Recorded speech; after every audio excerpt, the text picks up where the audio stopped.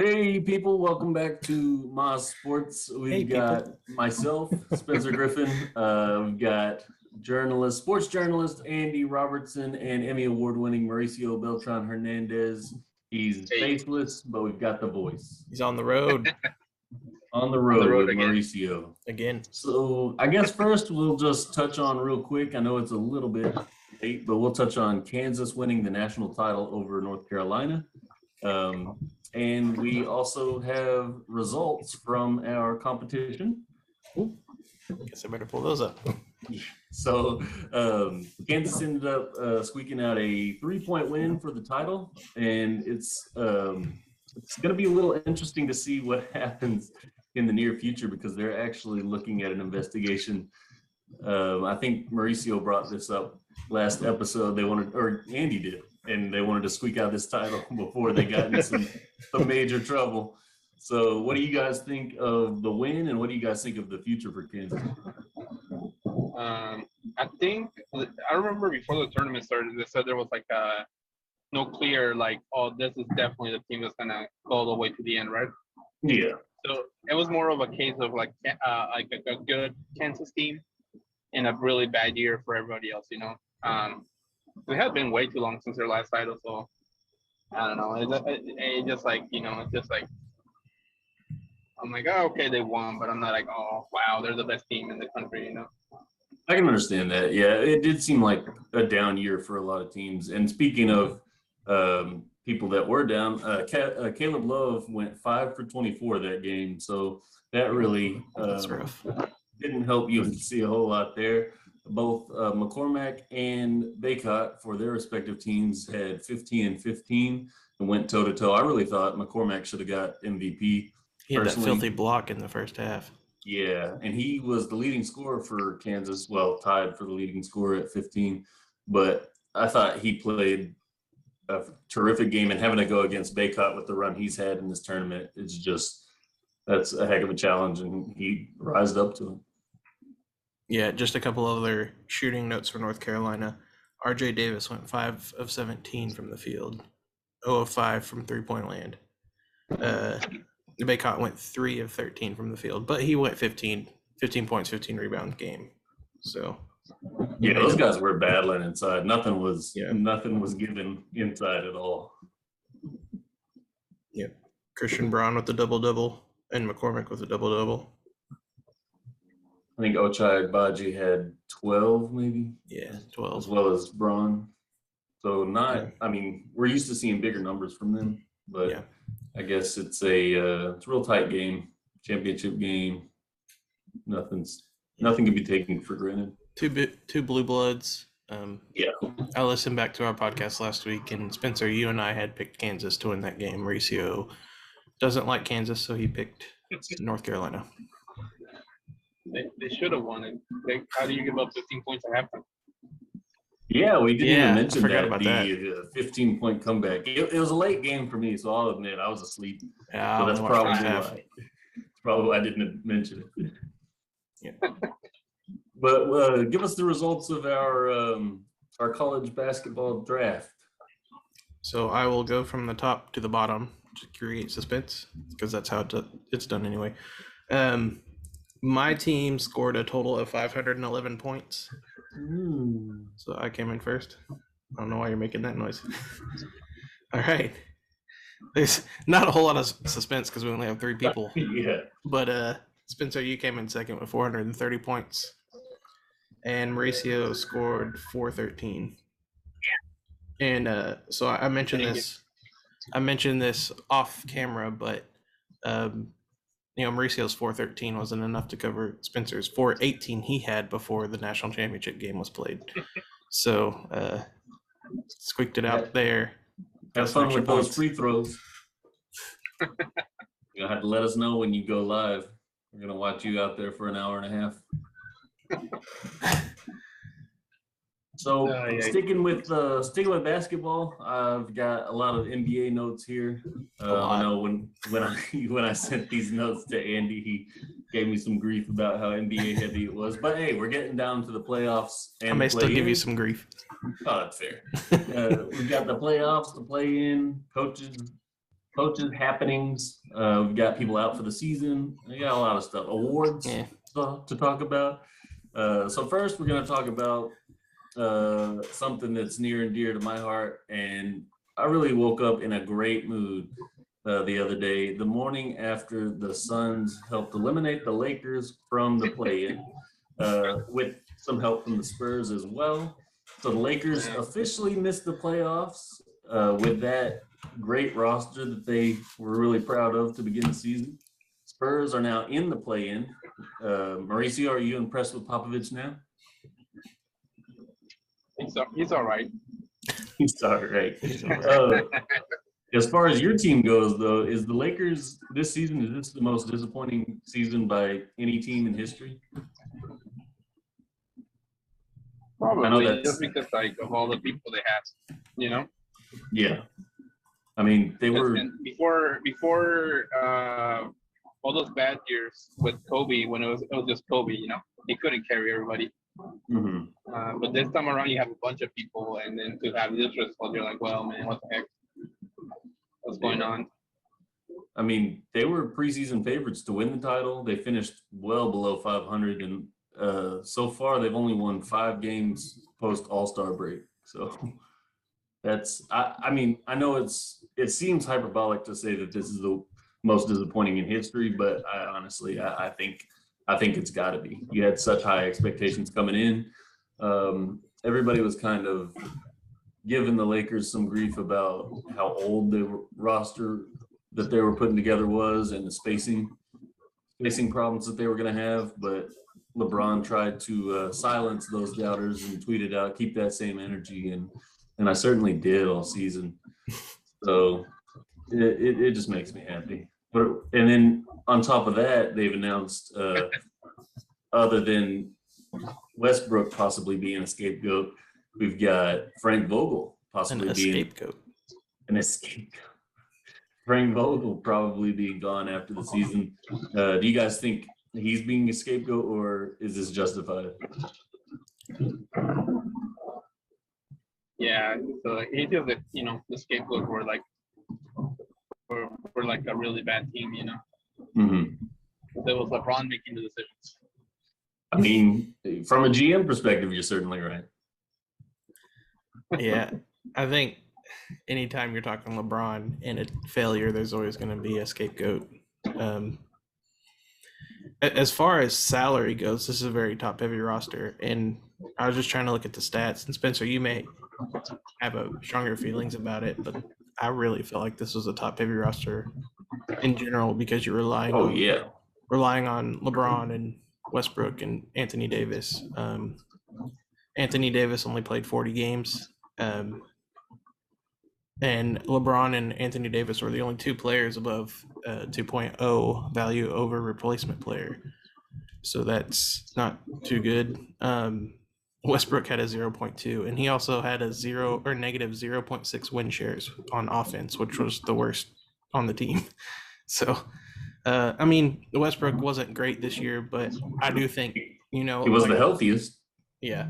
But like I said, though, anytime you're talking about a LeBron team and them not winning a championship, there's always going to be a scapegoat, even though this was probably a team that LeBron wanted. I know that there were talks that Westbrook may not have been the primary option to go after, but he was still one that got on the team, and he's owed $47 million after the season if he accepts his player option, which I very much think he would accept that.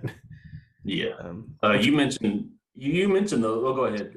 I was going to say that I think, you talked about Westbrook, or I don't know if you brought this up, but Westbrook is probably going to leave after the season somewhere, and I saw that the Hornets might be interested in him, which kind of weird, but I really hope that team stays the way it is. But you mentioned the big 4 that they've got there right now, LeBron, or 3 really, LeBron, AD, and Westbrook. There's one other player, I can't even remember who it is, but other than, there's only 4 contracts that aren't vet mins or mid-level exception. Yeah. So Talon Horton Tucker. Yeah. So that kind of speaks volumes to what you were saying as far as being so top heavy. And it's just, when you're surrounding your talent with all this lower level talent. And I mean, that's just kind of a recipe for disaster. And then you brought up talentless Horton Tucker. What? So he was a big point of contention in the offseason because we were talking about the Lakers wanting to keep him over Caruso essentially, and that ended up being a horrible look. He did drop 40 the night after they got eliminated, but I guess he's just trying to help his trade value. But then we'll move into to some better teams, some guys that are playing great. Who do you guys have winning the MVP?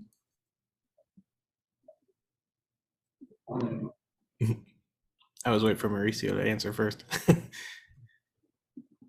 I'll go with that Booker guy from the Phoenix Suns. Hey, I'm not mad about that makes it. Spencer happy. Oh wow, okay. I did not expect anybody to even bring up his name. Well, you had mentioned Jokic, Giannis, and Embiid. Mm-hmm.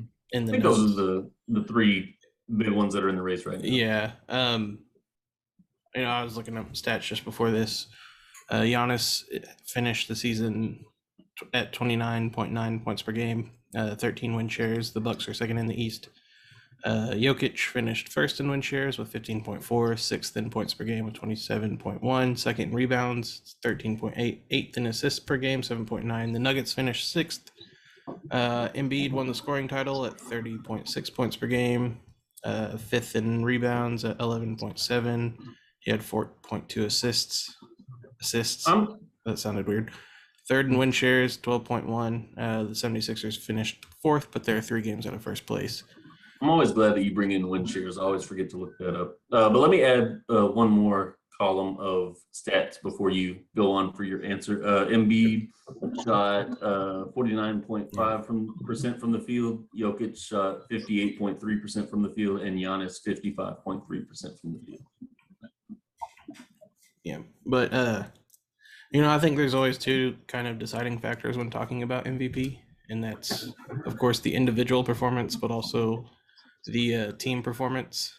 And I kind of hate that aspect because but in a lot of sports you're not as dependent on your team. I know basketball is kind of dependent on your teammates depending on record and how good you do, but Jokic has the stats, but I've heard that a lot of people say that the Nuggets don't really have anybody else but him. Oh, I mean, they don't. Yeah, Jamal Murray and Michael Porter Jr. are both out. So. Yeah, and then, but honestly, if I had to choose, I think Giannis would probably be the front runner just because he's got that the points per game, he's got the win shares, the Bucks are playing well, and if you want to sit there and say that the whole they need superstars on their team to compete, yeah, Chris Middleton's good. They've got Brook Lopez has been out for most of the year. I think it'd be a stretch to call him a superstar. Right, yeah. But, I mean, that's kind of what I was getting at there with if you want to make the argument that Jokic doesn't have anything, Giannis doesn't really have another surefire superstar next to him. So, just curious, who would you put second and third there? I'd probably go Giannis, Jokic, and then Embiid. Okay. See, I actually have Giannis last as far as mine goes, and I've got Embiid second, and I've got Jokic first. Because it was the record he got the other night that I think really solidified it for me, and he won it last year. So going back to back, I don't think it's going to be a problem. I know a lot of voter fatigue talks every now and then about MVP and other titles, but he was the first player in history to get 2,000 points, 1,000 rebounds, and 500 assists in a season. Wilt Chamberlain got super close one year, or a few years actually, and Oscar Robertson also got close. Jokic also had 100 steals, so he is that team. And I guess, if you want to be literal about it as far as most valuable player, I mean, he's incredibly valuable, obviously, to that Nuggets team. I did want to give props to Embiid because I think any other season, if you didn't, I think any other season, Embiid or Giannis really would have had this in the bag. But it's been a super tight race because guys are just playing out of their mind. It's crazy. But Embiid now he's the scoring leader this season. I think it's finished because Giannis isn't playing tonight. He just had 41 and 20 against the Pacers. The first center since Moses Malone in 1982 to average 30 points per game in a season. Still huge props to Embiid, but yeah, I think I got to give it to Jokic this year. Well, I think also too, I was thinking about this earlier, and this could be a non-factor, but Embiid might have had to feel like he had to shoulder the load more with Simmons being out for most of the year as well. And then, we talked last week that the 76ers kind of traded away some depth in order to get James Harden. And so that probably put even more on Embiid's shoulders there to try and be, he scored the most points per game he's had in his career. Yeah. So. And I believe he's played the most games in a season he's played in his entire career. Yep. So good on him. So do we even want to talk about most improved player? Or is that going to Ja Morant regardless? Relevant hat, by the way. Yeah. Got this at a Grizzlies game a few years ago. Do you think anybody even challenges him for that? Or does his injuries cause a bit of a debate? I think the people, whoever votes on it will probably pick Ja. Just based on what he's been able to do, how well the Grizzlies have been playing this year. And I know it's not just him, it's like a collective effort. We've talked about the Grizzlies before, about Desmond Bane and Jaren Jackson and Steven Adams, all these guys, how they've contributed to really make the Grizzlies what are they, the number 2 seed right now? Yeah, and they're playing, they had their first game with Ja back, they won by like 35, 36. Yeah, so you might be able to make an argument for Darius Garland. Of course, he had injury history too this season. Yeah, DeJounte Murray could be thrown in the mix. I saw somewhere Jordan Poole was named. That's interesting. Yeah, he did play really well this season. Yeah, but glad you brought him up. I do think Ja is the front runner. Yeah. What do you think, Mo? What about Zion? Okay, and so now we move on to defensive player of the year. We got a really tight race in this one. I think this is probably the tightest race in recent history and for the awards this year. There's been a lot of hype as far as giving Marcus Smart defensive player of the year, and this only comes after Robert Williams went down with an injury, so I imagine that had to play a big factor. We've got Mikal Bridges, Rudy Gobert, Giannis, and I even wrote down Bam Adebayo, and I'll get to why here in a minute. But who do you guys think? Who do you guys think has this one? Who do you have, Mo? I'll go Adebayo. That's the last name you heard. So that's the funnest name to say. It is. That's true. I'll pick that one because I know Spencer won't pick that one. That's funny because okay. See, in my notes, I just said Spencer just wants to bring up Bridges. I do. We're having a great season. Why not? Hey, I think he deserves some recognition. I see a lot of talk about this award, and his name is never brought up, and it kind of irritates me because it definitely should. Well, I think in past history, I know not every year, but it seems like a lot of the time the Defensive Player of the Year award goes to a post player. So maybe the whole charge to get Marcus Smart the award is to try and change up that. Yeah. But Bridges isn't necessarily a post player either, though. No, and you could argue that Giannis, his versatility allows him to guard both. So. Yeah. Who would you go with? I don't know.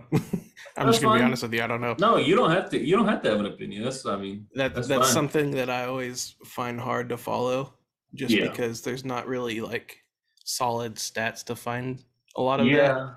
Yeah, you could argue blocks and steals, but that's super minimal it's hard to track, deflections, guardability, just of shots affected. It just gets very deep. I get it. Yeah. Well, and I was just thinking, like, if there were a stat where you could find like a opponent shooting percentage, and I'm sure it's out there somewhere. Yeah. But even then, like, that's not necessarily on the defender, because if your shot is off or something like that, then it not necessarily is credited to the defender all the time. Yeah. So I did find a stat, though. I think you'll find really interesting, an interesting metric for this. I'll go ahead and give you a heads up. Gobert and Giannis didn't have any information available for this one. If I looked deep enough, probably could have found it, but it kind of speaks to what you were saying earlier. You said typically it's given to a big man, and this looks at the versatility of guarding 1 to 5. So a lot of guys pride themselves on, hey, I can guard any position, 1 through 5, and this kind of breaks it down. So Marcus Smart guards, he guards these positions, these percentages. So 73% on guards, 20.5% on forwards, and 5.9% on centers. Mikal Bridges is 75% on guards, 19% on forwards, 4.5% on centers. And then this is where it got really interesting for me is Bam Adebayo actually had 28.4% on guards, 31.8% on forwards, and 38.1% on centers. So if we're talking guarding 1 through 5, really Bam has the stats to back that up. So as I like him as a dark horse. That's why I actually really liked Mauricio's answer. Whether he was just picking a guy or not, I still like it. I thought, if somehow he knew these numbers, I'm impressed. But because that's when it comes to defensive player of the year, that's what I think is the versatility and the ability to guard any position, because people can exploit Rudy Gobert on the What's going on at Mauricio? Why? Just hearing a lot of noise. Probably the car next to me. Oh, you running into him? Oh my gosh. Anyway, people exploit Gobert on the perimeter. We heard a player talking about breaking him down and hitting an easy jump shot when they had him one-on-one up top earlier. But I think even though Bam has that 1 to 5 versatility, I think I'd still go Giannis for this one, because I think he's still super versatile on it. And if we did find his stats on that, I think they'd be super similar to Bam's, where he's guarding on the perimeter and inside a lot. I really like Mikal Bridges, but I know they're not going to give it to him, so I guess I'd go Giannis. Yeah. So just as we kind of mentioned, just to talk about, Rudy Gobert won it in 2021, Giannis won it 2020, Gobert in 2019, Gobert in 2018, Draymond Green 2017, Kawhi Leonard 2016, Kawhi Leonard 2015, Joakim Noah 2015. Oh, no way. Oh, gosh, that's a name I haven't heard in a minute. Yeah, Joakim. Marc Gasol 2013, Tyson Chandler 2012. So a lot of bigs there. Yeah. I mean, Kawhi is more of a three. I'd like for him to shake it up and not give it to a big, but yeah. I did want to mention one other thing about the NBA. It wasn't anything we're going to discuss, I guess. But big shout out to the Suns bench against the Clippers the other night, almost pulling off the 39-point comeback. They had a 9-point second quarter and then a 48-point fourth quarter. And just wanted to say good on them. I am irritated, though, because the Suns shot 12 free throws and the Clippers shot 44. So that sucks. One more note on the Defensive Player of the Year award winners. Sorry, yes. This will be the last note. The last guard to win the award was Gary Payton in 1996. So it's no way, really? Been forever. Wow, I would have thought it would have. Okay, I don't think it'll be Marcus Smart this year, though. Yeah, but that's just goes to show that obviously the bigs get more recognition for that award than anything. Yeah. All right, well, let's move on to some baseball. We actually had opening day. We've got baseball. We've got official baseball now. I will let you know that we're under 10 minutes now. So Oh no. Just to let You you know. wanna redo it? No, we can keep going. I Oh, just okay. wanted to let you know. Fair enough. But yeah, we've got Mauricio baseball, muted we've got himself. opening day. Mauricio self-conscious, and Just in case. just he in case, pops and he back muted in. himself again. Jeez. Andy's been tweeting "Fly the W" constantly now. In a He's row. super pumped about it. We've had benches clear already. We've had some big comebacks. So tell me about it, Andy, because I'm pretty limited on this. Well, which one do you want to hear first? Let me hear about the big comeback. Yeah, so the Toronto Blue Jays were down 7-0 in Toronto against the Rangers. I don't know why I struggled to get that out. Were you They trying fell- to think of what inning it was? No, I was trying to word how they were playing the Rangers. I don't know why. That was weird. So yeah, they came back down from a 7-0 deficit. I think it was in the 4th inning. Let me see here. That they were down 7-0, and then I think they tacked on 3 right in the bottom of the 4th, and then came back and ended up winning the game 10-8. And you know, this is one of those awkward stats that We every make fun of. every time the moon's twice the size of my head in a random night in September on a rainy night in Stoke. But it was the biggest comeback on opening day since the 1950 Yankees. They trailed the Red Sox 9-0 and rallied to win 15-10 at Fenway Park. So you know the Red Sox fans are probably not too happy about that one. The 1901 Tigers erased a 10-run gap. I think that's what I was trying to say. To beat, this says the Brewers, but the Brewers weren't a thing until like the 70s. So it says the Tigers won that game 14-13. So I don't know who, because the Brewers were an expansion team too, because they were the Seattle Pilots Yeah. and went over to Milwaukee eventually. So I don't know that that's correct. Maybe they just beat a bunch of guys that like to brew beer. I guess. Now tell me about some bench clear. Yeah. So I want to say this was opening night. The Mets and the Nationals got into it first. So I forget how many Mets players were hit, but eventually it I turned think it was into 4. yeah, something like that. It was a lot, but eventually what happened was Francisco Lindor squared around to bunt, and Steve Cishek threw a pitch up and in, and it hit Lindor in the face area. I don't know that it actually got him in the face. I saw where the little C, Oh yeah. the C part on the helmet saved him from getting hit in the face. I mean, that's still probably going to hurt regardless. Yeah.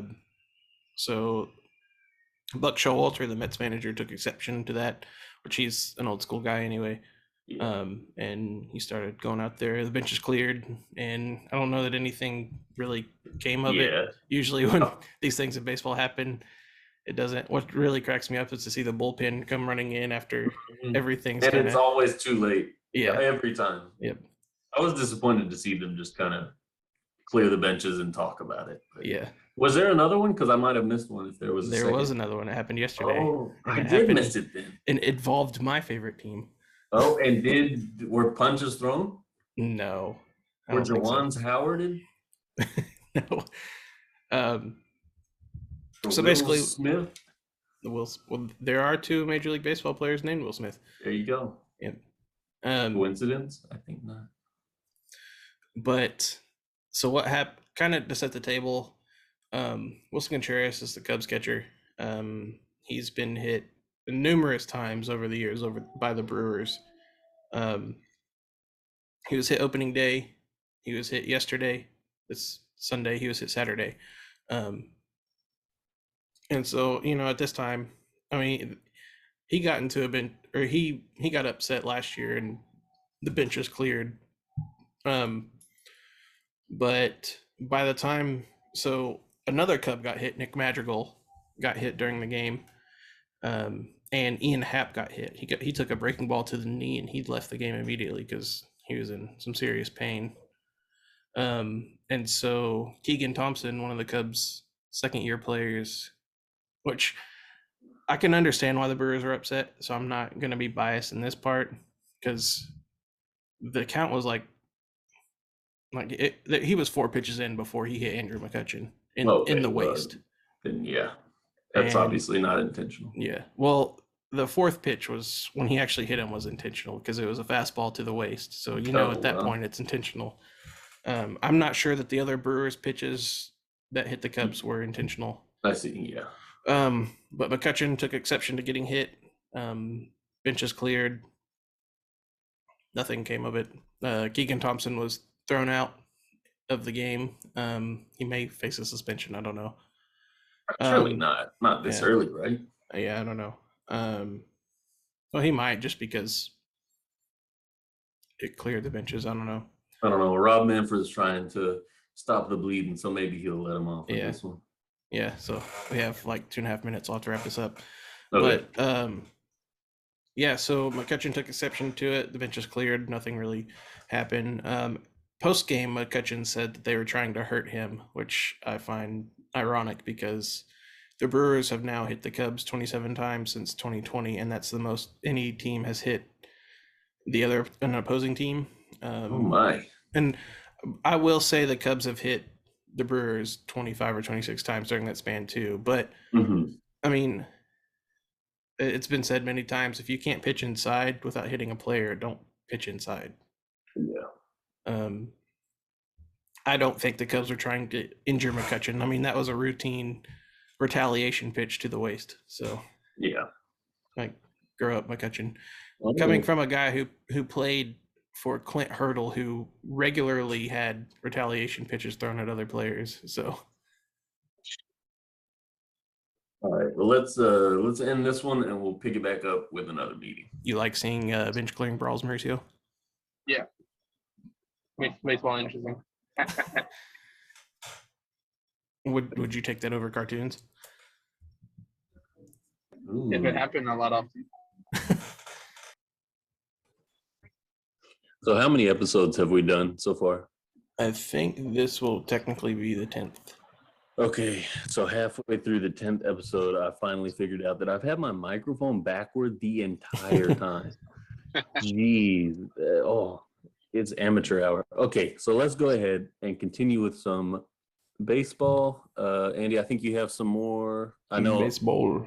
I know I've got a little bit to ask you in a bit, unless you want me to go ahead and talk about it. It doesn't matter if you want me to keep going on what I had. That's fine, or we can. You can keep going. Okay. So the San Diego Padres started the season with back-to-back starts against the Arizona Diamondbacks. They threw no hitters into the 6th inning at least. I think so. Yu Darvish was their opening day starter. He went 6 innings, gave up a hit to Pavin Smith. Sean Manaea went 7, ended up giving up a hit. So that's kind of crazy that they went that far into a game without giving up a hit at the beginning of the season. But also the Diamondbacks aren't supposed to be good this year, so that it kind of tells you a lot there. And one thing that we kind of saw happen this year that is not normally a thing, and I think this has a lot to do with the CBA coming in, is a lot of top prospects have been called up to start the season, whereas you'd probably wait to see them mid-April, mid-May. Yeah. Spencer Torkelson is up with the Tigers. Bobby Witt Jr. Yeah, Bobby Witt Jr. is up with the Royals. CJ Abrams came up for the Padres, which I think that was probably because Fernando Tatis got hurt because he was riding his motorcycle when he shouldn't have been. Or he kind of lied about riding his motorcycle, something like that. Adley Rutschman should be up for the Orioles at some point after he returns from injury and rehabs. Julio Rodriguez was a starting center fielder for the Mariners on opening day, and Hunter Green has made the Reds rotation. I'm sure there's more, but there's been a lot to keep track of. Normally, like I said, these guys wouldn't be coming up until a little bit later in the year. So it's good to see them come up and actually try and contribute early on, as opposed to waiting their turn when they probably don't need to. Yeah. And the only other thing I had is I saw this morning that Rob Manfred is trying to repair relationships with players by giving them headphones. So No, I don't know what kind of that's headphones not they true, are. right? That's what I saw. Wait, for real? They're You don't probably know some of what those kind? Walmart brand Oh $5 my headphones. gosh. No, I'm sure they're No, probably some pretty good ones. but it's headphones, and these guys make a ton of money. So Yeah, they probably already. Every player probably has their own headphones. It's almost like when your grandma gets you like a sweater or something. You're like, oh, thanks, grandma. I'll put this over here. Mauricio unmuted just to laugh. It's a good one. Just giving you props. I was trying to get a Mauricio quip in there. My goodness. So the only thing I had on the baseball front was Aaron Judge and the Yankees couldn't agree to a deal. Still, I would say a bit apart on the money. And so, Andy, I wanted to have you kind of explain to me. I was trying to read and get my head wrapped around it. Could you explain a little bit about the arbitration process? I know the NFL and the NBA doesn't have anything like it, so that's kind of why I wanted to know. Yeah, so I don't know the exact number of years, but essentially when a player comes up when a player is drafted or is signed, whether international or whatever, they are given the team that owns the contract. They have control of them. This sounds terrible. Sounds kind of Yeah. I mean, I get it. but they essentially have control of that player for a certain number of years, and while you're under that contract of those years, let's say, I don't know what it is, let's just say 6. So if you have 6 years of control for a player, so let's say Bobby Witt Jr. just came up, so he's going to be in a Royals uniform for 6 years unless they trade him. Each year he'll go through arbitration, which it's a salary that he comes to the team with. The team will either agree to accept it or decline it. If they decline it, they'll go in front of a panel of judges, I think, and the judges will decide whether or not which side came with the fair deal, and they will decide who, and the salary will be awarded. Okay, so these judges are just like objective members of the baseball community, kind of, I guess. I honestly don't know, because I've always been confused on the judge part. Yeah, the wording makes it sound like a legal proceeding, but I'm not sure. I don't think they go through a legal. Which this year, I mentioned this to Spencer, this year it's a little different. They usually settle it in like early February, mid-February, something like that. But since the lockout didn't lift until early March, I think, then there's arbitration going on right now, which is crazy. The Cubs have Wilson Contreras. I mentioned him earlier. The catcher is in his last year of control, so he'll be a free agent next season. The Cubs were trying to, I don't know if I'm sure they were trying to get a deal done, but they weren't. Nothing was really said about it. But they didn't come to a deal. They actually came with a lower number than what Contreras came in with what he wanted to be paid, and so they're going through the arbitration process. But he's still playing, so I guess we'll figure out his official salary, and he may get back paid for what he's owed if he gets paid more. Yeah. See, that's what I was gonna say too, because I believe Aaron Judge is currently still playing too, right? Yeah. So, and he had already said that they're not going to settle this arbitration until after the season, so it's not a distraction. So, I mean, could you imagine doing your job and not knowing what your pay is going to be? Yeah. Well, it seems absurd. From what I understand, the Yankees offered him one of the richest player salaries of all time. I did see that, yeah.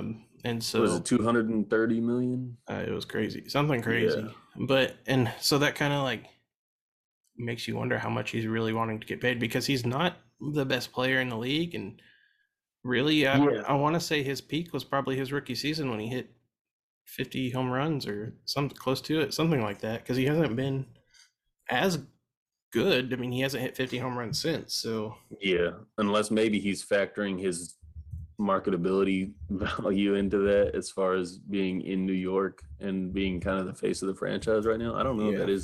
That is strange. Do you know if that because I know one of the names I saw among those mentioned in that contract dispute was Bryce Harper. Do you know if that offer was north of what Bryce Harper was offered, or did it come in just below?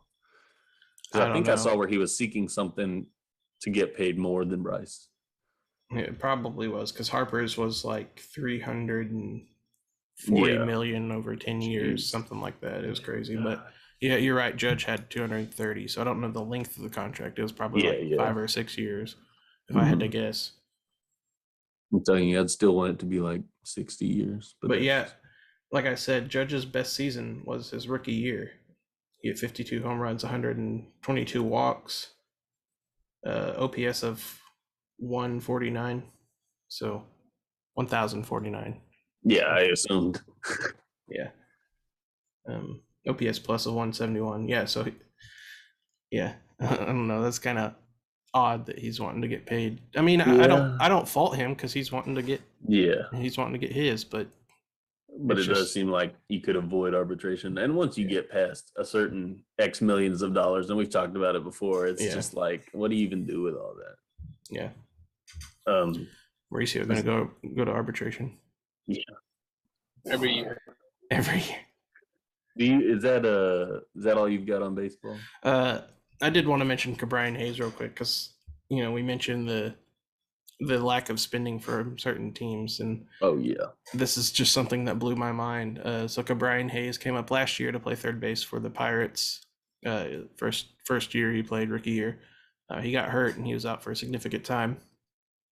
Well, I guess prior to opening day, he got an 8-year, $70 million contract, which was for about 11.4 per year million, which became the highest salary in Pittsburgh Pirates history, which I think is kind of strange because we're over here talking about Aaron Judge getting 230 million, and he gets 11.4, and that's the richest. And so, yeah, like you said, Andrew McCutchen was probably going through arbitration then.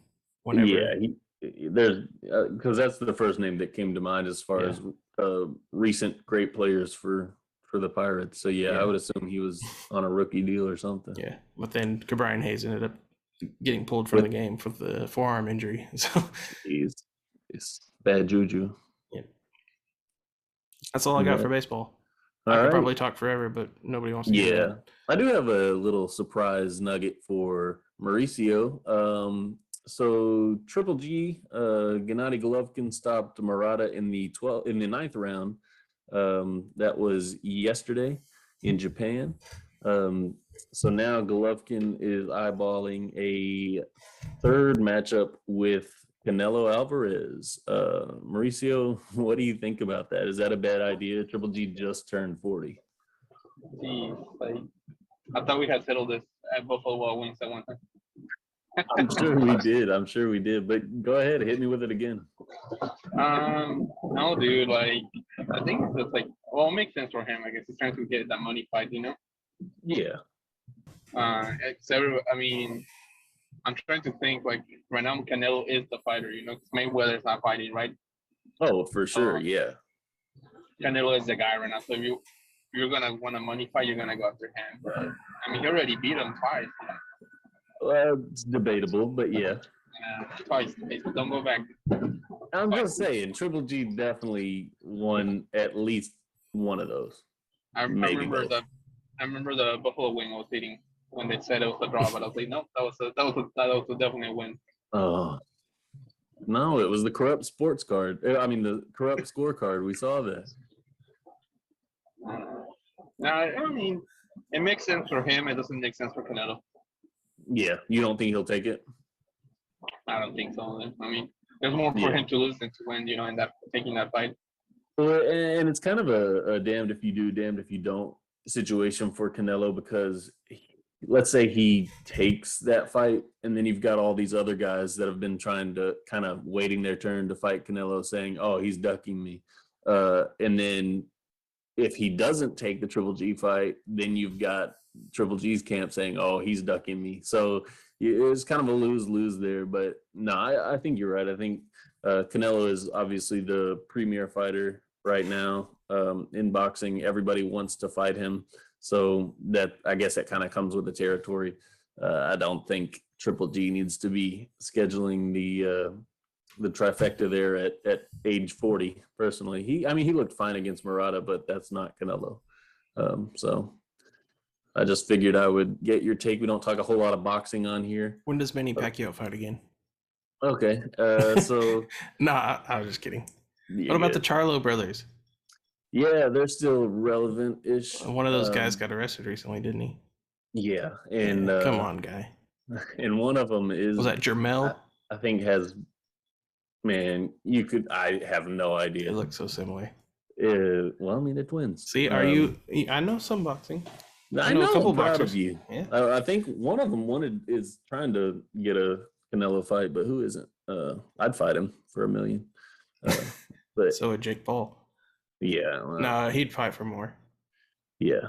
But is that all the subject matter we have for the day? Relatively short episode? The Dwayne Haskins stuff? Yeah, I was about to say. Yeah, I was gonna kind of end on that. That was really sad.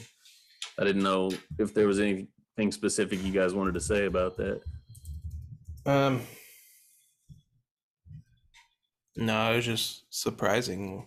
I was out with Katrina and Hezekiah whenever, I guess the first time I heard it, Spencer, is whenever you brought it up. And so that was kind of pretty shocking to see that. Just because he's 24, you never expect guys to die at that age. And it was sad. And it's not like he was doing anything reckless or anything. His car ran out of gas on the highway. I mean, it's just incredibly sad. So yeah, definitely thoughts and prayers out for his family.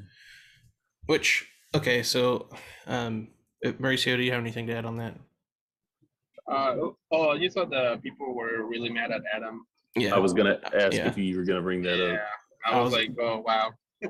Yeah, that's what I was gonna bring up, because I've been a professional working journalist for 7 years now, and admittedly, I mean, Spencer and even Mauricio, we came from the same school. We all went through the journalism program there, and when we were going through it, wasn't, and this was just 10 years ago, maybe, if even that, I mean, it wasn't really social media heavy.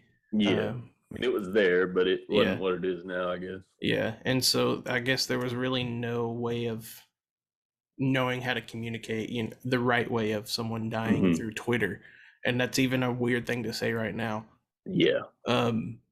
But Schefter decided he was going to talk about Haskins' failures at the NFL with the Commanders and the Steelers, and just was seen in poor taste by a lot of people. Yeah. I mean, I've already had my thoughts on Adam Schefter as a quote unquote journalist, but I mean, he did awful. And not only that, like, I feel like his apology, well, I don't even know if he had I didn't see a good apology. It was just to reword it. Yeah. And and I think I just wanted to bring up the Adam Schefter thing, and I'm glad Mauricio brought it up, because I mean, just the way that we as journalists present information, like, I know people probably have don't like it sometimes, and I understand that. Like, if someone dies, we outright say they died. Yeah. It's not they passed away, it's they died, because we're taught not to sugarcoat that. Right. And that's rough language, but it's what we're taught to use. But I don't think that was the time or place to put Haskins' failures out there. I mean, if you're a football fan, you know what happened with Haskins in Washington. You know what, he wasn't starting in Pittsburgh and wasn't supposed to start. So it was just, and now that we've seen a string of Schefter tweets that have been Mhm. bad. Like, I think, Spencer, you had mentioned the Dalvin Cook stuff prior. Yeah, and then my friend sent me another one. I'll see if I can find it, but there was another subject that he messed up, of course. There was the jumping the gun on Tom Brady retirement, which Brady eventually retired and then unretired, but it was probably Deshaun Watson stuff. Yeah, the Deshaun Watson stuff. It's just time and time again, Schefter has these, and the Bruce Allen thing where he was, hey, Mr. Editor, like going to a source, which in journalism, we don't do that either. So it's just. Well, it's because he's not a real journalist. Right. He's just the NFL mouthpiece. But it just, I don't know. It just blows my mind that he's still reputable. These outlets will pay these people to go out there, and people follow them. Like, I don't follow Schefter because he's been doing this kind of stuff. So he's my go-to for news, you know. Of course. You got to get Ian Rappaport. You follow the Black Adam Schefter? I trust what he says. Okay. No, but I think it's just like maybe all the years he's been doing it and all the money made him like lose that sensibility to certain things. Yeah. Fair enough. He's forgotten that it's people out there, you know. There's not a whole lot of sports journalists in general that I really truly care about anymore. I used to, not nationally, but yeah, it's all gotten very sensationalist, and I got it first, and it's just not. It's gotten worse. Yeah, I've had a conversation with a coworker that, I mean, I'd rather have correct information than trying to be first, and I think that's something that a lot of news outlets get tied up into. And as far as baseball, the thing with baseball Twitter that I see mostly is they'll give credit to other reporters whenever other reporters get. Yeah, so that's like good. If Ken Rosenthal's on a rumor first, or not a rumor, but like something that happens, then Jeff Passan will say Ken Rosenthal was first, or John Heyman was first, or that's dope. That's something that I do like about the baseball Twitter reporters. You don't get that with basketball because Shams and Woj are back and forth trying to get the scoop.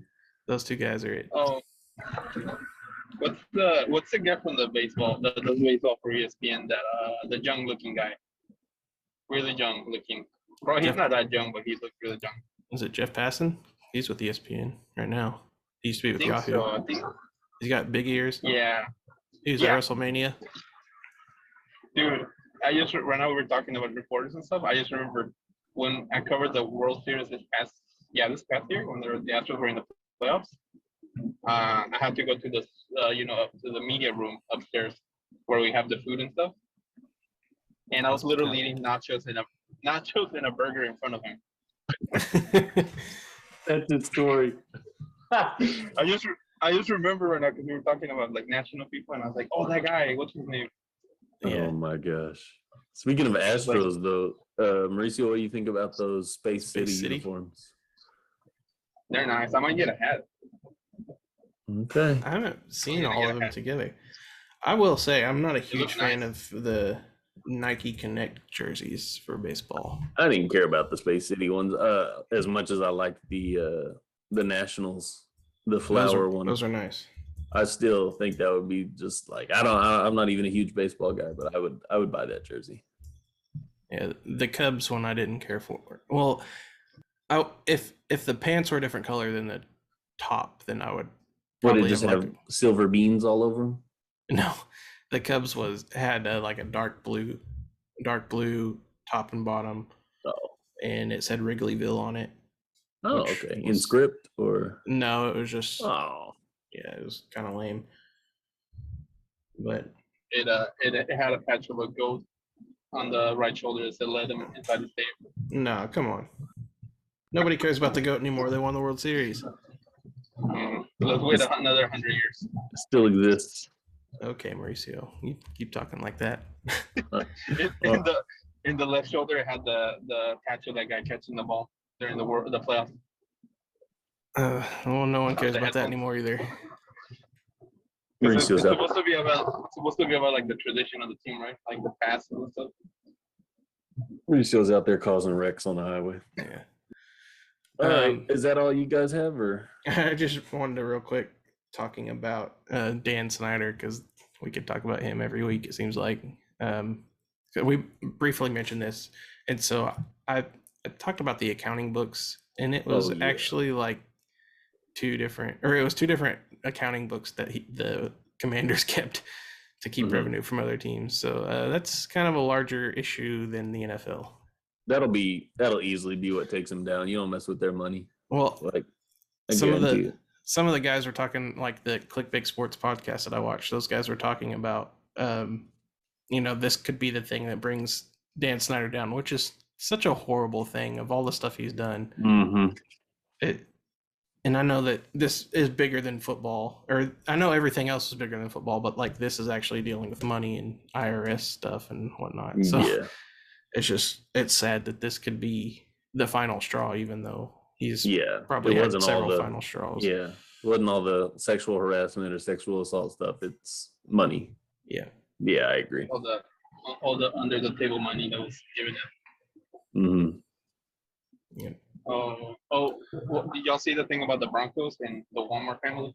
Yeah. That. That's right. I don't know if anything will come of it, but I guess we'll just have to see how that offer is. Yeah, I think there is an ownership group with John Elway, a part of it, and then an ownership group with Peyton Manning, a part of it, that are trying to get. Is that not a conflict of interest for Elway? I don't know. I don't think he's the GM president anymore. Was he not? Okay. Yeah. I thought it was. But we can end here. I do need to ask you guys a couple questions real quick after. Okay. Oh, okay. So that'll do it for today's episode. We might skip a week with Easter coming up. And then the next episode tentatively could be mock NFL draft. We'll just have to see, and you guys will just have to stay tuned. Yeah. See. We might do another double feature like we did for the tournament. Yeah. Just because we will miss the Easter. My son is crying hard. Oh, mine was earlier. So, see you guys. Bye. Bye.